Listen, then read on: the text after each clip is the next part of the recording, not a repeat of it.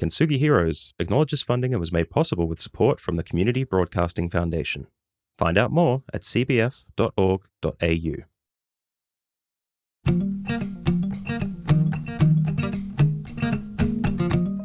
Welcome back to Kintsugi Heroes, helping people tell the stories they need to share so you can find the stories that you need to hear. This week, John Millam has a chat with Tim Rubin.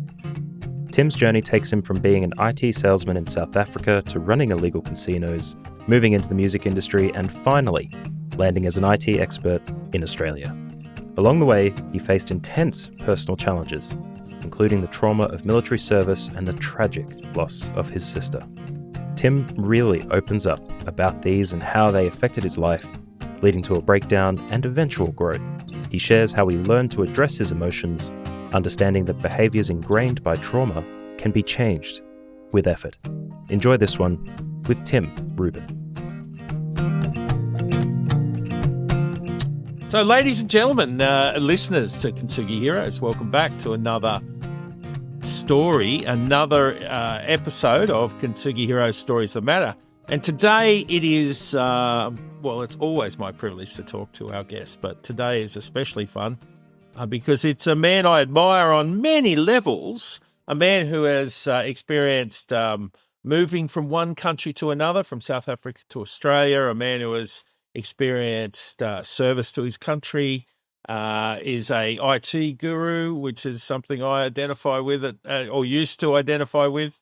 And he is a man of action, but also a man of thought.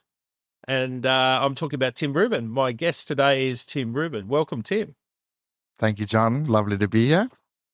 Mate, it's wonderful to have you on Kintsugi Heroes, Stories That Matter. And I thought rather than, offering a lot of detail through me, I usually ask my guests to tell the listeners out there a little bit about who you think you are. We always start with the tough questions, don't we, John? Always, mate. Identity is a very tough question. Yeah. Who do I think I am? Mate, I think like you introduced me, I've managed to survive many years on the planet. I haven't done it particularly elegantly, I don't believe. But I'm still here, still breathing, still grateful.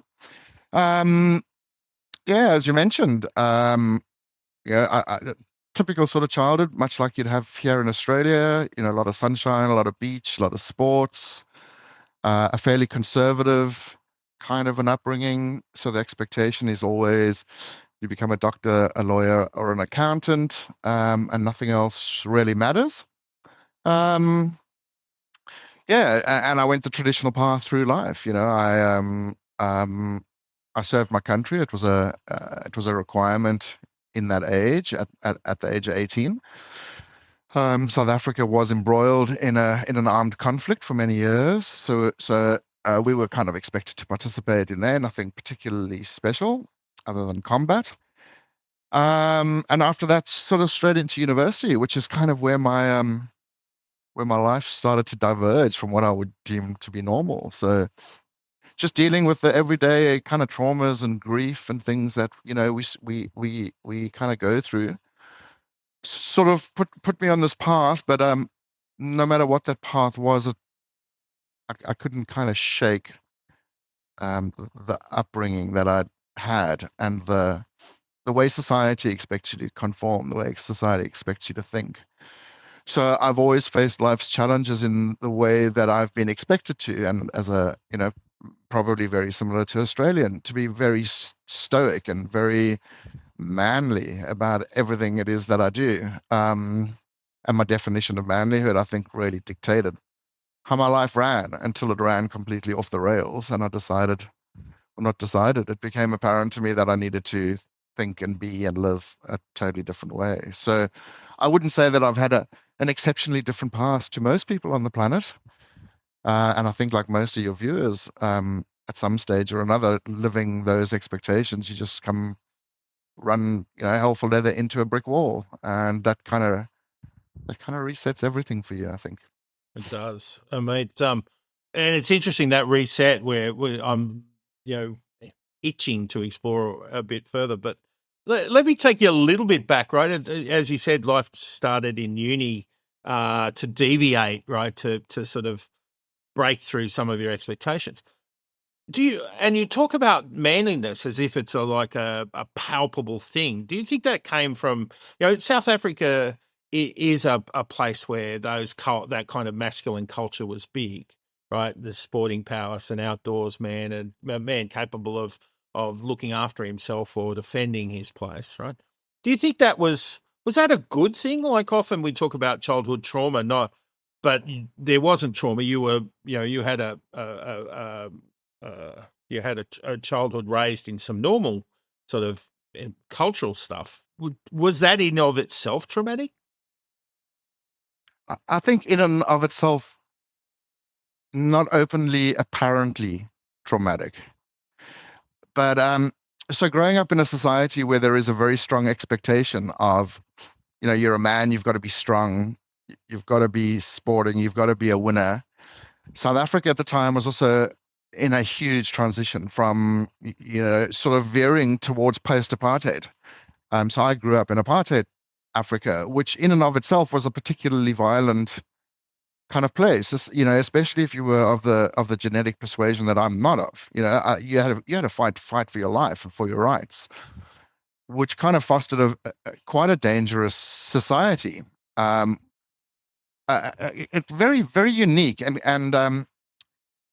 I mean, I don't want to really go into the details of it, but when you grow up in a society that requires you to either stand up for yourself or to just become a victim, then you're almost forced to actually stand up for yourself.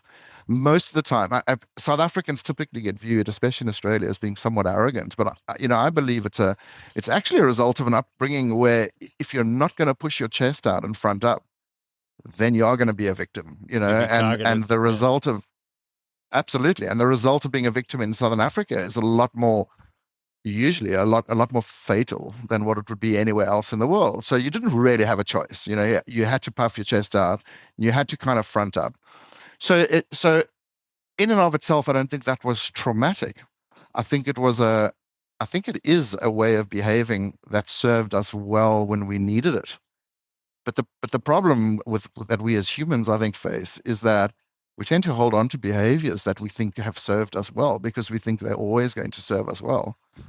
And the second you're out of that situation, then I think the trauma of actually growing up that way becomes way more apparent when you're behaving like that in a society that doesn't require you to behave that way. And your definition of being a man, A is no longer required, and B is quite self-sabotaging when it comes to relationships and careers and everything else. So yeah, in terms of the actual trauma, no. I mean, I think I was exposed to a very similar amount of trauma that everyone faces. Siblings die, family members die, parents leave. Nothing unusual there. Yeah, but I think that growing up in that pressure cooker kind of aggressive, violent situation, yeah, absolutely. Gives people my age sort of a long-term trauma that we kind of struggle to face or struggle to even realize we have at times. Mate, there's a catalogue of sounded a little bit like trauma there with siblings, parents, leaving your life. That's that's a lot to handle. When you mentioned there was compulsory service in South Africa that saw you go into military and you actually saw combat, which is of course is an experience that must change you. Would that be fair? Again, I don't think you recognize the changes that you go through. In a similar way that being a baby adequately prepares you to be a toddler, and being a toddler adequately prepares you to be a child, and et cetera, et cetera. Growing up in South Africa in those times, through your childhood, you were growing into the person that was going to be proud to go into the military and serve their country. And hopefully you were going to be in Angola, and hopefully you were going to pull the trigger, so I suppose, very much like Germans in Nazi Germany sort of experience, very much a trajectory and an expectation within society that that's just what you do as a man. So yeah, compulsory 2 years of compulsory military. How it used to work was if you didn't go to university, you had to go to the military. If you went to university first, you had to go to military after university. So it was kind of inescapable. 80% of all militaries, or 90% of all militaries is non-combative. So there are a lot of administrative functions, a lot of people sleeping at home every night and, getting, having girlfriends and partying and stuff. My experience was a little different. I was called up to a combat unit, an armor unit. South Africa's war in Angola and Namibia was very much a mobility kind of war. So armor was a frontline combat sort of organization. Yeah, just obviously there are experiences that now I can recognize as having traumatized me quite severely. But in those days, like any sort of soldier does, you develop a black humor about everything. You could see the most horrifying sights and you could be laughing with your buddies, so and that I think there is an underlying trauma there when you see somebody laughing at a corpse, like if I had to see my kids doing that now, I'd be mortified, I'd be deeply distressed. But then it just seemed like it was kind of what you had to do. If you were a blubbering mess on the floor in front of a dead body, the rest of your army mates would kick the shit out of you. Excuse the language, but you know what I mean. So Yeah, I find it really just an observation. I find it's always your childhood and the challenges, the personal tragedies and so on, and the difficulties, and then the culture all preparing for you to get through that. And then you go to uni, right? So you've got your military service out, which is significant. So you're 20 years old, you're at university, and you've got all this legacy of, like, steel backbone, right? Suck it up. exactly that. I mean, I don't know. So again, things start to shine through for you when you come out of the military. The one thing that really became apparent to me is in the military is some things matter, some things truly matter, and some things just don't even feature on the care factor scale. Getting out of university, my friends that hadn't been to the military were stressed about, where we're going to go clubbing and what am I going to wear and what do I think of this girl? Whereas I'm kind of going, hang on, it's not an RPG fucking being shot at me. I'm not being mortared. I don't give a rat's where we go or what I'm dressed like. Like it became very black and white. Like some things I care about, some things are important, and some things just aren't important. So yeah, that transition. I mean, having freedom, finally being an adult. 20 years old. You've been in school from the age of 6. You've been in military for 2 years, and in a combat unit, I only saw home in 2 years. I only saw home like 5 times. So all of a sudden you've got all this freedom. You get to go drinking. You get to have girlfriends. You get to party hard. I don't know. I think having 2 years in the army would be like having 2 years in prison and then being set free. There was a freedom in university. That ended pretty rapidly. My sister passed away in my first year at university, and that kind of changed my life entirely. So I only had 8 or 9 months of true freedom before I started dealing with the next thing. But it was heavenly. Not much studying, John. No, I'm sure there are campus bars that weren't sorry to see you occupied with other things, right? So probably, yeah, probably, mate. We tend to say things that happened to us in the past so easily, right? Your sister passed away because that was, decisive in shaping what you were going to do in life, right? Is it okay to ask about that? Of course it is. Yeah, anything's okay. So how as a young man without a lot of experience of processing deep emotion, how on earth did you deal with your sister passing? Short answer, I didn't. So it's actually the night she passed. Um, we drove. So she was married. She married particularly young. If you don't mind me sharing, she her husband was a sound engineer in Johannesburg. He was doing an album recording actually for a very famous South African artist. He'd phoned my sister mid-afternoon or lunchtime, whatever, and told her he was going to be late that night, that he had this recording on, and that they couldn't leave early. She complained to him that he'd got her out the bath and she dripped water all the way down the passage to answer the phone. In those days, phones were like at a certain landlines. Yeah, you couldn't I walk around with remember. them. Yeah. She had to run down the passage to pick up the phone. He got home at midnight and found her in the bath. So she was epileptic. She'd had an attack and drowned. My parents obviously got the phone call within 15 minutes of them finding. So my brother was off at uni somewhere. I was dating some older woman, and I'd gotten home like an hour earlier, lying in bed thinking how beautiful life was. And my mum came through, woke me up, and said, "Hey, we got to get through to." So I grew up in Pretoria, which is maybe 70 kilometers north of Johannesburg. She lived in Johannesburg. We've got to get through to Joburg. So we drove through there. The police were there. She was still in the bath. And I was outside smoking a cigarette with the two policemen. And I was laughing and joking and telling jokes and offering smokes. And one of the cops, the one black policeman, turned around and he's gone, "What are you doing here? Like, who are you?" And I've gone, like, that's my sister inside. And he's gone, "Are you okay?" And I've gone, "Do I look okay? Yeah, I feel fine. Have another smoke."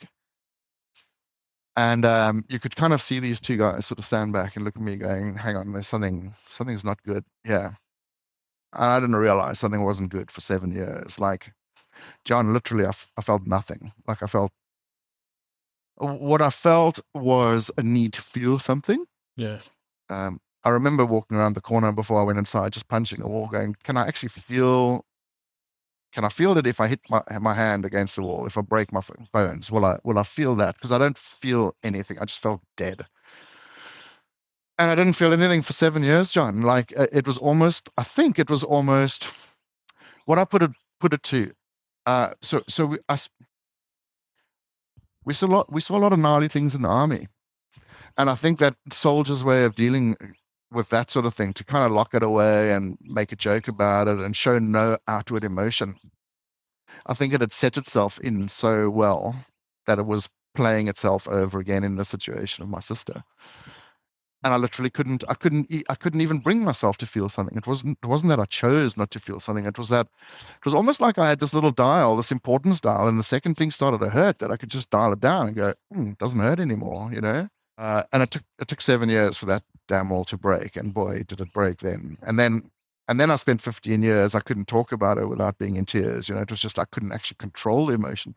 So I think you asked me about the trauma of all of that. It was a trauma that became apparent because I just wasn't behaving normally in a way that you should deal with grief and that you should deal with trauma. I was doing something entirely different, and that again became the norm for me in how I treated my relationships, my ex-wife, everything. I was just this person who relied on this ability just to switch the pain off when I needed to. And unfortunately, it never goes away. You're just dialing it off. It's like kicking the can down the road. You're just deferring the inevitable sort of thing. Because the white coats might call that a maladaptive, habituated response to trauma, right? And of course, but it worked, right? You got through. Did you? And you said it was then playing out into other areas of your life. How did it? Like, did you recognize what was going on, or were you was it easy to deal with, or were you feeling the cost of this? John, I think I still feel the cost of this. Was it easy to deal with? It was so easy to do. It was so easy to do. It was almost second nature. It was almost just turn it off, walk away. I'm fine. The the long term dealing with it is where it's really become difficult. You, things become so ingrained into your personality, you start to believe that's kind of how you are as a human being. You think that's how you're wired.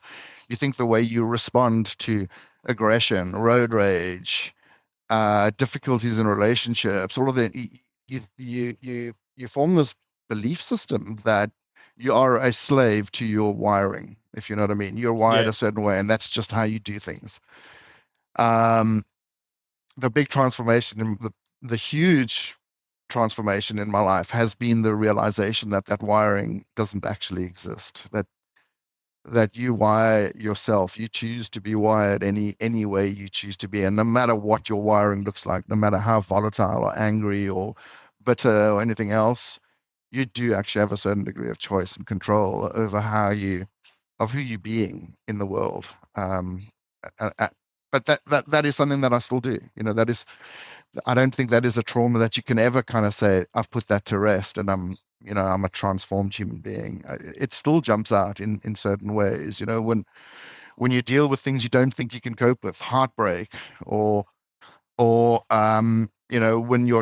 when let's say one of your children's behaviors just leaves you so challenged, you feel so powerless to to make a change. Those old behaviors and habits so want to just come out of the woodwork. It's you have to be.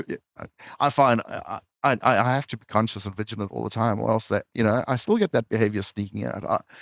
I mean, I lost my shit a couple of days ago with a couple of kids on bicycles, and your normal human being would have gone, dude, you're an idiot. You're going to hurt yourself. Stop doing that. But like when PTSD jumps out, it's like, hey, do that again, and I'm going to come over there and I'm going to teach you a lesson. It's like crazy, crazy stuff. It's like incredible level of self-awareness you have. Like when you said 7 years, it came to an abrupt realization, a full a turning point, if you will. What was that turning point? How did that come about? What did it involve? So I was at a funeral for an aunt, and an aunt who'd been really close to me as a school kid, as a kid. Super wealthy auntie. We used to go and spend time there. She used to give us pocket money. I always used to blow it on pinball and cigarettes or whatever. But such a lovely woman. Traditional Jewish lady, had a traditional Jewish funeral, I think.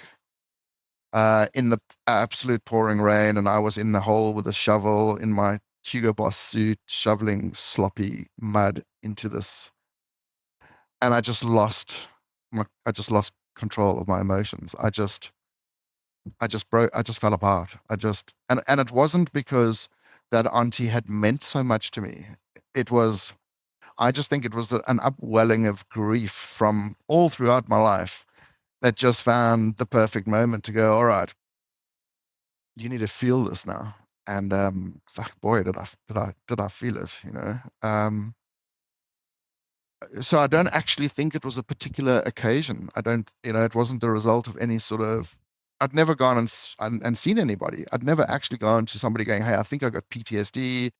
I think I got some things wrong with me. I don't think I deal with grief." The only counseling I ever went to was, when my marriage started to fall apart. But before that, I'd never kind of been to counseling. I don't know what it was about that occasion, John. Or there was just something about standing knee deep in mud with a shovel and a Hugo Boss suit that that just broke me. I don't know, it just broke me. Yeah, I can't imagine what that would be. Right? That just there's a bucket that's full there, mate, and yeah, you just Yeah, tipped it over. Right? yeah. Yeah. Wow. So I know, mate, and wow, it's so amazing the way you describe it. What did that mean for you from that point? Because nothing could be the same, could it? So funnily enough, so funnily enough, there wasn't much different from that moment forward. So I think there was enough pent up grief to allow me to grieve finally. But there wasn't enough pain in that to actually change me. Yep. So although this dam wall kind of broke open and I became a lot more emotional about the things that I feel, it still wasn't enough to actually change the behavior. Yep. So I would still, if confronted by, let's say a domestic argument, I would still, just be dialing the knobs down. And I would argue like an absolute arrogant, whatever, like a shown no pain, take no backward steps argument. I Like, hate that phrase, sorry, you mistook me for someone who gave a shit, right? So, yes, yeah, yes, that feeling. yes. I definitely think that there was a change though, John, in that it allowed me to actually start exploring internally, but it was at snail pace. It wasn't suddenly this epiphany. I didn't go off to Goa and take drugs and contemplate the universe, or it was like this. Oh wow! All right, so I don't have this wiring. I do feel things, like I can feel emotions, and let me not explore that, but let me be with that. And when an emotion came along, it would almost be, oh wow, I can feel that again. But there was still this conscious. I suppose there's a conscious and a unconscious. So unconsciously, I was becoming more conscious of my feelings, but consciously, I was still a South African trying to be a hard South African. Like nothing much was changing in my behavior in that regard. Yeah, it's interesting. Bruce Lee I love the clip where he describes, unconscious incompetence, conscious competence, conscious incompetence, and conscious competence, right? So there's that sense that you've started having an idea about what isn't working or what is working, right? So Yes, yes. you're burying your aunt, and that changes things, and then you end up in Australia. Tell me about that. So as you mentioned, I after my sister, I gave up university. One of the immediate effects of that was just this kind of thought process that said, hey, if you're going to die young, you may as well do some living before you get on with dying. So I tossed university in. I became a scuba instructor. After, with scuba, I became a business partner. We were importing scuba gear. I was traveling the country and diving and, carrying on. That turned into building a yacht with my ex-business partner. That turned into running an import business. That turned into, just living wild and free, smoking as much as what I could get my hands on, meeting as many women as I could, just the life of, living a party. I kind of started, these were the days when personal computers kind of, people might not remember the days without personal computers, but personal computers were really becoming sort of mainstream when I was in the scuba business. And we managed to get our hands on one in the scuba business. A long story. Somebody owed us money. He was an IT salesman for Fujitsu or whatever it was. Couldn't pay us, so he gave us a computer, and I got to work teaching myself a bit of programming and a bit of database and Quattro Pro and things like that. Just started messing around. Ended up sort of building systems for the import of scuba gear and selling it. So working out costings and profit and invoicing and da da da da da. So kind of moved from there into. So when I got out of the scuba business after a fallout with my partner and his wife. I got into illegal casinos in South Africa in the time, which again kind of played well into my sense of adventure and living hard and dying young and all of that. And after all the illegal casinos fell apart, I ended up in the music industry. And there was a day cycling to work on my bicycle at the age of 26 going, what are you becoming? Like, what? I want a picket fence. I want a wife at home and a puppy dog and a pool and all of that. And the one thing I was truly passionate about then was computing. So I took myself off to a programming college. I managed to get, before I got employed, I went to a computer programming college, did mainframe programming, met this beautiful receptionist. First day I ever saw her, I told the guy sitting next to me in class about I'm gonna marry that girl, and yeah, ended up dating her for many years, and we ended up getting married and went to Bali, got engaged, came to Australia to see all of her family, met a friend of a friend in Sydney who offered me a job. Kind of went, yeah, interested, but I'm going to get married in 12 months' time. So maybe after that. And yeah, we went back to South Africa, ended up getting married and 3 weeks after honeymoon, we sold everything and immigrated to Australia and kind of started our lives there. So that was 2001. And yeah, that's kind of how that happens. Yeah, just glossing over basically the lifestyles of the rich and dangerous, right? But anyway, so you've got 2001.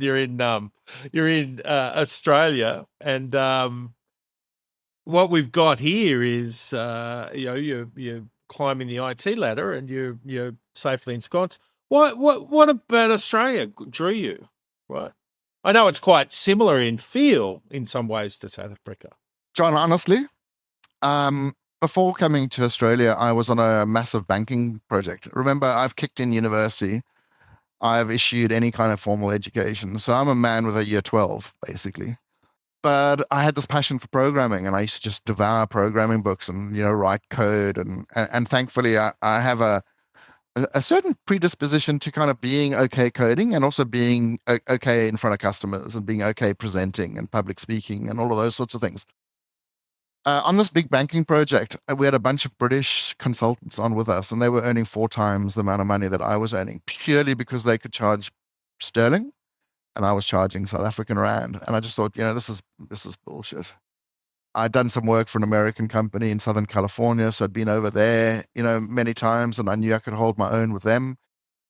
We'd set up a Middle East operation, so I'd spent time in Dubai and Riyadh in Saudi Arabia with a number of government institutions, putting in systems for them, set up a branch in London. So I was kind of getting this global sort of experience, and yet I was still on a quarter of the wage that, that people that I didn't think were particularly talented were on, purely from the fact that they were overseas consultants and I was a local one. One of the trajectories I wanted to get on was I wanted some Asian experience, because Asia was going to be the powerhouse of the future. I wanted to get into APAC, and for me, Australia was a leapfrog into getting some Asian experience. When we moved to Australia in 2001, the idea was it's only going to be a 4-year thing, just to put it on my CV. But yeah, we ended up having children, and the result of that was I don't want to raise my kids in South Africa. Well, let's stay in Australia, and it kind of became home. After that, but we never came here with the view of this was going to be home. My ex-wife's parents and brother are still in Australia, in South Africa. My parents and brother are still in South Africa. So it was never, a decision to actually leave South Africa and live permanently in Australia. It's just kind of turned out that way. So you're married, you got kids. Not everything is, and you're making your way in career, mate. But not every, like this, challenging, right? If you've got some lessons to learn, it'll give you a chance to learn them. How'd that come out? I mean, it's 23 years now, so it's more than 35% of my life that I've been in this country. So I can't really gloss over it too much. But and again, I don't think different to anybody else. I think it's a very rocky road for a bloke heading towards middle age, chasing the corporate dream, raising a young family. I think it went kind of as expected. I was mildly successful professionally. I wouldn't say I was this, climbing the corporate ladder. I certainly wasn't climbing the corporate ladder.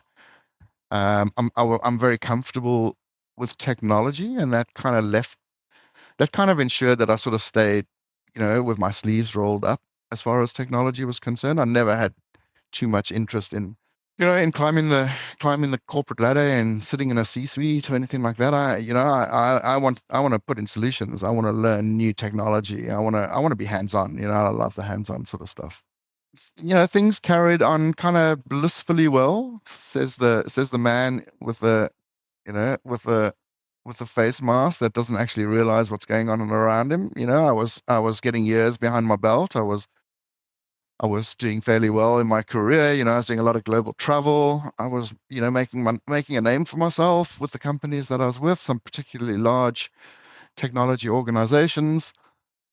Unbeknownst to me, though, I was heading for that. There was a brick wall waiting for me, a particularly large armored brick wall that there was no ways I was going to smash through it. Yeah, I wouldn't have been half as comfortable if I'd known that existed in my future. But I'm sorry, mate. I know you're tough enough, so I'm going to ask you. Tell us about hitting the brick wall. Mm. And of course, you don't have to. I'll tell you that.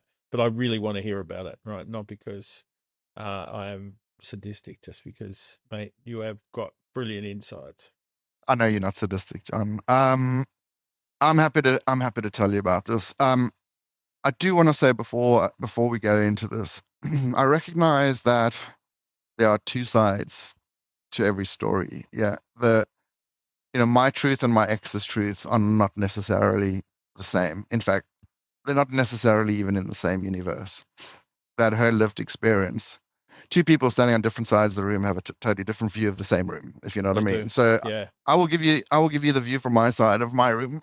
Acknowledging that, that the other truth may be equally valid. Yeah, absolutely. Absolutely. Yeah, I love that. I love that honesty, mate. Yeah, absolutely. So there was no doubt my ex and I were becoming more and more unhappy being married to each other. Again, part of my traditional upbringing, part of being a South African man, being a man. As much as I love a pretty girl, I would never be unfaithful to the person that I promised I would spend the rest of my life to. And I would almost have this blind faith that my partner would have the same sort of viewpoint. She's a South African girl. No matter how unhappy life became, keeping the two kids in the family and making sure the family was taken care of and that we were financially well off, stable, whatever, was a priority that exceeded my own personal happiness. It's also tough yards being in a country where you don't have family to support you. You don't have parents. You don't have parents. We couldn't drop the kids off and go away for weekends. It's I don't want to I don't want to tell you how tough my life has been. It certainly hasn't been tough. I've been blessed with lots of things, but we were alone trying to make it in a country that's foreign to us, as similar as what Australians and South Africans are at some level. A totally foreign country with no history, no schoolmates, no. It was tough in an industry like IT, which has moved. You would know with your experiences in IT. It's in the Wild West, all you had to do was have some talent and have a little bit of desire to make change, and you could be a superstar. And that slowly but surely changed into people that it's a tough industry in an industry where it's becoming more and more utility. Where IT skills are less and less regarded because hey, you can just go find skills on the internet, or you can just consume a cloud service, not have somebody who knows how to actually implement something for you or whatever. So in a massively changing IT landscape, I became progressively more depressed.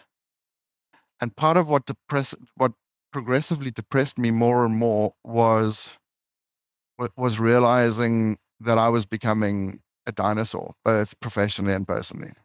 Yeah. I think there's an epidemic at the moment where middle-aged men are losing the sense of value that they have when they're young. We're losing our physical ability to pick up heavy weights and to run around rugby fields and to be gods. But as our children grow up, they need us less and less. As our wives get progressively more unhappy with the hours that we're working, with the disregard that we sometimes have for them, with the all these things that happen, we become less important to them as well. We become less important to the organizations that we've that I used to put in 70, 80, 90, 100-hour weeks sometimes. So I think I found myself on this trajectory where I just started to lose my sense of value to everything around me. And of course, it depresses you. And I think that is a downward spiral. The more depressed you are, the more depressed you become. Yeah, the brick wall came in the form of a formal separation, and that brick wall was followed by an atomic weapon in the form of realizing in the midst of that separation that it wasn't to actually help fix the relationship, that it was a process being executed because my ex had actually moved on with somebody else already, unbeknownst to me. And as well as my career, becoming middle-aged, becoming the dinosaur, kids getting old and not needing you enough. It kind of culminated in a point where I strongly questioned whether I had any value to give to anyone, and therefore whether I had any value. And I very rapidly, from those moments on, I found myself Googling ways to end it. Nothing rational about it. A marriage that I hadn't been happy in for a long time, but the discovery of how you've been betrayed and how all the truths that you thought just didn't exist, from how you're going to behave in your separation, how you're going to split assets, how you're going to live, how you're going to raise children, like everything you thought was the truth, and that was dialogue that you'd actually had was just out of the window. It just was all gone. Yeah, you've got a nuclear device that's just going off above your head, and that's about it. Yeah, John, that brought me to my knees. 3 weeks before we started that separation, 3 weeks after we started that separation, I also started a new job, and I got out of the old job because of just that depressed. Like, for me, this was a new start, and just as I was about to start, my world imploded, which made that particular year, trying to impress people in a new job where I was struggling to get out of bed, I was struggling to not throw myself off a building, was made the toughest year that I've ever gone through. Yeah, at the same time, I think it was the gift that saw my salvation as well. It was when I mentioned to you earlier, when I had that standing in my auntie's grave with a shovel in my hand, there wasn't enough pain to actually make a change in my world. Suddenly I was presented with all the pain and more that I thought I could handle. And that was the moment when I realized I needed to find a different way to be and a different way to live. And in the process, I actually discovered that you're not a victim of who you are. Yeah, you do have choice. There is a different way to be, and it is open to you and available to you at all times. You just need to be prepared and blessed to be presented with an opportunity to kind of go, hey, do you like the way you are? Well, if you don't, change it. Do you like the way you react to that stuff? Do you like the way you think about yourself? Do you like the way you treat people in your life? Do you like the fact that you have no integrity, that you tell people you'll meet them for a drink after work and you just don't arrive? Do you like that? All of these things, you can just pile them all up around you and go, I'm tired of being this human being. I don't want to be that guy anymore. I want to be somebody who actually. So what I recognized when my marriage fell apart was I couldn't have a relationship with anybody. Like, there was so much in me, John, that was just broken. It wasn't an indictment of my ex that the marriage ended. It was the reality that I could have been with Mother Teresa and she would have cheated on me and left me because I just wasn't being. I wasn't being somebody that anyone would want to be with. Yeah. That's such a painful and a courageous revelation, right? To accept that you're the problem in the face of all the evidence that says, hang on, someone else is at fault here, right? How do you go from, being able to turn off emotions completely to going, hang on, I'm going to be at cause for my problems? How do you find that? Where did that come from? That is such an interesting question. You and I have had this conversation a couple of times in slightly different ways. I for whatever reason now I am pedantic about separating the person from the behavior. Yeah, I'm absolutely pedantic about it. I have an ex-girlfriend who when I see behavior with her child, I would chastise her, kind of going, hate the behavior, but don't hate on the kid. I think it was I think I don't know where it came from, but I know that it was well practiced when it came to me. Yep. So I separated out myself, the true me. Yeah. The hurt, the little kid standing in a parade ground in southern Angola, surrounded by ripped apart bodies from whatever contact we'd just been through, that just wanted to cry his heart out, as opposed to just standing there making a joke with his mate. And, um, I separated out the me, that little boy, from the person that stood there having a giggle, and I started targeting the behavior. I started realizing that underneath all this behavior, there's something consistent, and that is me. And that's somebody who feels hurt, and that's somebody that feels betrayed, that somebody who wants to feel love and wants to give love and have connection and all of those sorts of things. And I started, the second I could create that separation, I could actually start to look at the behavior and go, wow, that dude fucking cut you off in traffic and you wanted to tailgate him and go and kill his entire family. Like, what is wrong with the way you're behaving? Like, this isn't you. If you had to pull over, get out, and be in tears and go, man, I'm sorry, my wife's just left me, I would hug him. And yet here I am wanting to fucking chase him and kill him. You know what I mean? So, I don't think it was as brave and courageous as what you try and make out. I think it was a necessity. It was a decision to live. I reached a turning point with my two children, with my two boys, where I made a commitment that I wouldn't actually end it for myself. And the second I made that commitment, I realized that I needed to work out a way to actually carry on living, and a way that wasn't just going to sow the seeds of my own destruction again. That whether it's going to be a short or long existence, I actually wanted it to be a somewhat pleasurable existence. And for me, one of the keys to that was just being able to separate out the way I'm being and the man I'm being from who I think I really am, if that makes any sense to you. Mate, it does. It's an incredible illustration of a bloke going, hey, I can still do this, right? Like in the face of a reason to go on or a reason to stop, right?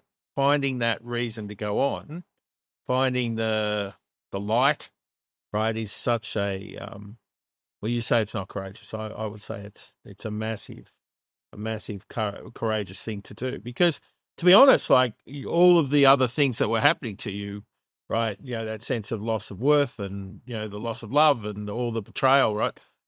My thought would be that that's totally decimated our identity, right? So you were sitting there. My suggestion would be you didn't know who you were, right? So to bravely go on and start to rebuild that identity, that's huge. Yeah, I don't know, John. I have a slightly different view on that. Yeah, cool. It wasn't bravery that made me do it. It was the realization that, okay, so I'm not going to die. Well, maybe I am, but not of my own choosing. And if I'm not going to do that, then what am I actually going to do? It's also fairly selfish in that I'm not quite focused on what I would like my experiences to be like for the rest of my days. And of course, I'm going to have good and bad days. Of course, I'm still going to have road rage, but I'm not going to follow people home anymore. I'm not going to, I now am able to temper that with you're being an idiot. Just smile and wave and move on and let it go. So yeah, it was more, what other choice you have? If you can't kill yourself, then you got to live. And then what choices do you have? Do you want to live happily or do you want to live miserably? Like, I think I've experienced enough misery to actually, I just want some time in the sunshine. I just want to put a smile on my face more often than, dude, before this happened. I don't think I knew what my own laugh sounded like anymore. I can't remember what it felt like to actually smile again. I have to tell you as well, you characterize this. I mean, I talked about the nuclear weapon that went off. You kind of characterize this as, getting smashed by life. But honestly, now that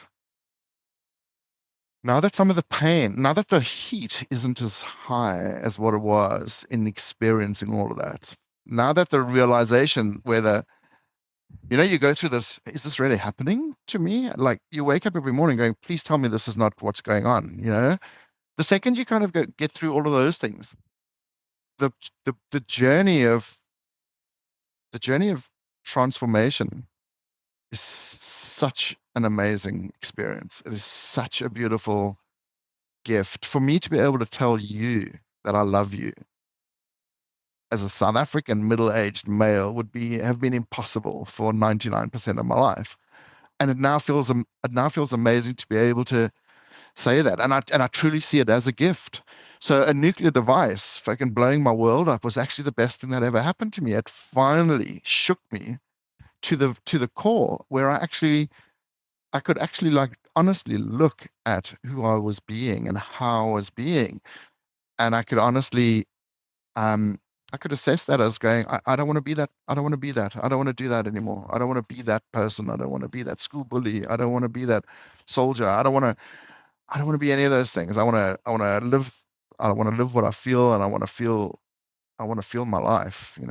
Um, I don't know if that makes any sense, John. It kind of went on a bit of a ramble there, but No, it makes a lot of sense, mate. And it's interesting because making that decision, right, sounds so easy, as you and I share that thought.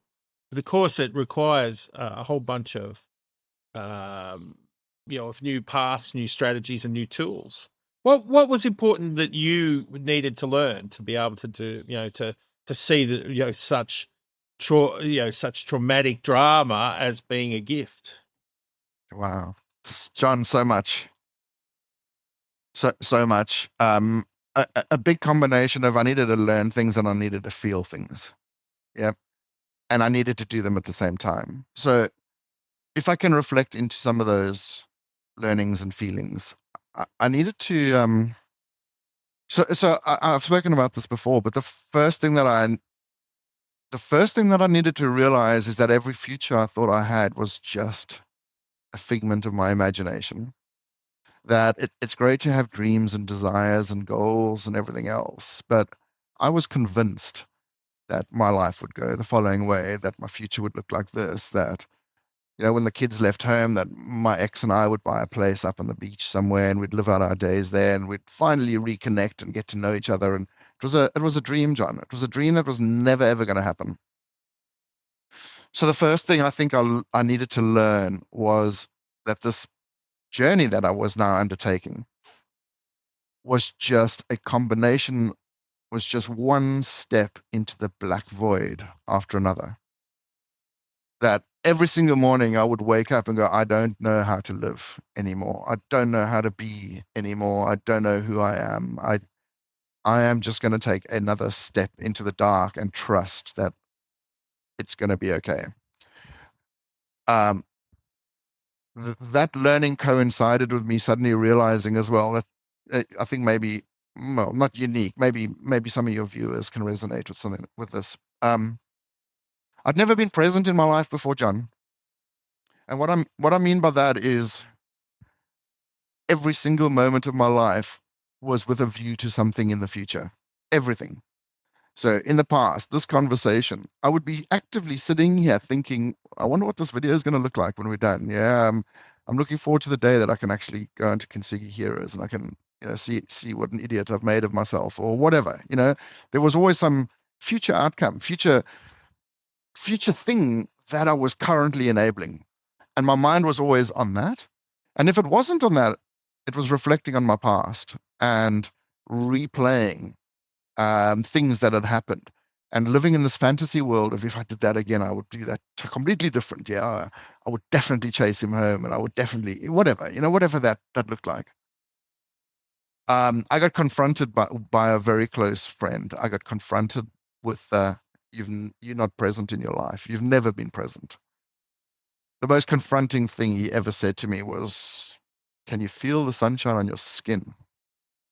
And for the very first time, I actually felt the sunshine on my skin. It was the most, it sounds completely innocuous, but it was the start of this kind of process where I got out of my thoughts. I got out of it was enabled, I think, by meditation. And meditation, I don't think is a silver bullet to anything. It was just a way of me tapping into me in some strange way, me becoming conscious of me doing the thinking, me being aware of how scatty my thoughts are, me being aware of how random my thoughts are, how out of control they were, and just trying to inject some peace into those thoughts, or trying to separate thoughts with just a moment of rest or respite. So that it was like the coinciding with that whole, hey, I've lived my entire past in the future. Like today is a future that I used to dream about in the past. So why can't I just be here now and enjoy it? Why am I living in the next future instance or whatever? So I think those two things were key, and then breaking through them. I keep referring to like me being a male South African, but we don't ask for help traditionally. We're strong and hard enough that we can do it ourselves. We certainly don't need men's groups. I don't need a bloke to tell me he loves me, or that he's here for me, or that that he sees me. Like fuck, like yeah, I know I'm here, and I know whatever, you know what I mean. The allowing yourself to be held, to be supported, to be heard, and being there for those people as well was so significant for me as well. And again, coinciding with this slow unwiring of being in the future, never being truly in the moment that you and I are in at the moment as well, not wanting these interactions to end, rather than hoping every interaction would end. Like everything, even things I'd look forward to, just can't wait for that over so that I can get to that future that I'm expecting, um I think it was, and a lot around that. Then, like John, exploring meditation, exploring mindfulness, exploring a different way to think, exploring a different way to feel, sense things. It certainly wasn't a journey that I mapped out and said, "Hey, this is how I'm going to recover." But very, very early on in the implosion of my marriage, and thus my life, very, very early on, I recognized I wasn't doing this to fix my marriage. I wasn't doing this to fix somebody else. That I needed to actually start to look at some of the cornerstones, some of the building blocks of who I am as a human being, because those are what caused the absolute breakdown that I suffered. Uh, it was nothing other than who and how I was being, that caused that, and who and how she was being, and she's on her own journey to whatever destination she's heading towards. Yeah. Mate. There's so much insight in all of that. Particularly the idea of being present, and allowing yourself to explore with curiosity who what you discover there, right? But all of that now has generated, your expression that came across your face when you talked about the journey now and the rewards that you were feeling it was bringing you, right? It changed, you looked almost, blissful, right, at that moment. Is where do you think all of this is going then? What is your life like? Now that you're present to your life now, you can think comfortably about perhaps what's ahead. What do you think is going to all this work is going to bring into your life? John, if every one of the remaining days of my life is like today, then I will die a happy man. I It's not that I seek instant gratification. I don't think I am one of those people. Um, but I want to spend the rest of my life having conversations that matter. I want to spend I want my life to be an expression of what's truly important to me. Um, and what that looks like is I want to bring value and be valued to by people. Help I want to help people that don't know that there is help to be had. You know, I want to help open people's eyes to the fact that they're not on this. They're not on these fixed tracks that are heading to this fixed destination. They are in this very malleable soup, and they get to be in whatever they want to be. Whatever they want to be. I don't I don't see this. I don't see this ladder, this trajectory for the rest of my life heading to anything, anywhere in particular. I want to spend time with people I love. I want to avoid people that make me uncomfortable. I want to be self-aware enough when I know I'm feeling uncomfortable or feeling loved or exceptional, and be steered by that. They are very real things that I still want to do. I still need to afford to live, so I still have a career that I need to worry about. I want to be there for my children. I know they're gonna bash their faces, just like we all have, and just like every person is going to in their futures. But it's supremely important to me that I'm there for my kids in some small way, shape, or form, no matter what that sort of looks like. And as long as I can be doing those things, John, and as long as I can be around water, I love water. I don't know. I don't know. I'm not going to go into ashrams. I'm not going to climb the Himalayas. I'm not going to set the world on fire. I just want to spend my time doing the things I love with the people I love. Quite stereotypically. Sounds like a great plan, mate. And there's so much. There was a couple of things like I loved at one point you mentioned when we came down, when we were not being given the love that the gods we thought we were deserved, and I think there's a whole another discussion in that idea of masculinity and aligning ourselves with gods and then slowly being diminished as we get older. But that, just so many insights, just that is one of many. I'm so glad. I am personally grateful and present to this conversation because it has it's opened up my eyes in many ways, man. And I even if you don't agree, I'm going to say thank you for walking to areas that are just difficult to visit just because of associations and emotions and so on. It's not easy what you've done, and I'm so grateful that you did it, and I'm so impressed by the way you do it. Thank you, brother, for sharing an enormous and powerful piece of yourself today for Kintsugi Heroes. I really, really appreciate it. Man, it's an honor. Spending time with you, John, is always an honor.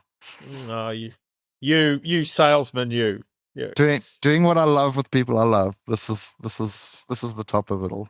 I feel like that's the thumbnail from heaven, right? So, yeah, mate, thank you. And I'm gonna continue.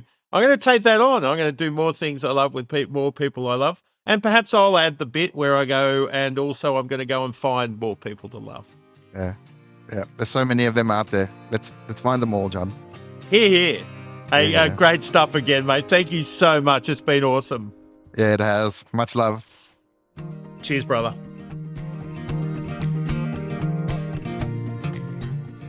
Thank you for listening to this episode of Kintsugi Heroes. Thank you to Colin Lilly for permission to use Broken as our theme music for this series. If you enjoyed this conversation, share the podcast with a friend and let us know by leaving a rating and review on Apple Podcasts, Spotify, or wherever you get your podcasts. If you'd like to support Kintsugi Heroes and the stories we share, head to kintsugiheroes.com.au and follow the instructions to make a tax-deductible donation. Thank you for listening, and we'll see you next time.